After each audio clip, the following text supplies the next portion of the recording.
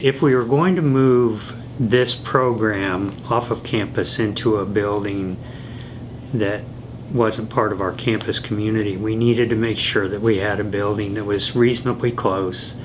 We needed to have a building that would provide us with a maximum amount of square footage. And so really the Stone and Thomas building was just sitting there waiting for us to occupy it. And I like to tell people, if you look at the building above the canopy over the front doors, on each corner right above the canopy there are stone corbels, and the date 1902 is on those corbels. Well, interestingly, the art program at what was then Marshall College was started in 1902. It took about a year and a half of programming and designing the space. So our architects, local architects at Tucker Architects, they started working with our faculty, and it took them about 18 months to come up with the final design of that space. The actual construction took about 16, 17 months to take that very raw space and turn it into this incredible facility. The students love the facility. From the day they stepped foot in it, they took ownership. When we took on this project, we knew that we needed to pay some tribute to the legacy of the building that it has in the community, the Anderson Newcomb store and the building. And so what we did was we collected various artifacts that were actually in the archives at Marshall University, and then also family members gave us certain things. Seeing this before it got started, and now you see it as it is now, the transformation is just totally remarkable.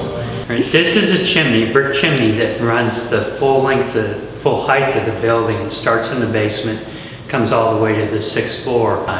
When we discovered that the brick chimney was there, we decided to leave it exposed. This and the floors really are the only original surfaces in the building that are still exposed today. What they did was we engineered 65 tons of steel into the building just to hold the building together, to tie all those floors together. So had to tear out the basement floor, put in a whole new foundation of footings, and then they built these steel structures from the basement all the way to the 6th floor.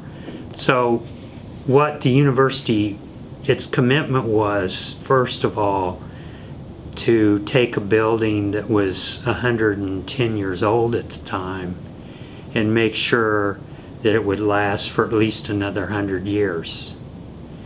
And then the next commitment was to reconfigure that building in such a way that we could move a very strong and vibrant academic program into the building with the idea of future growth.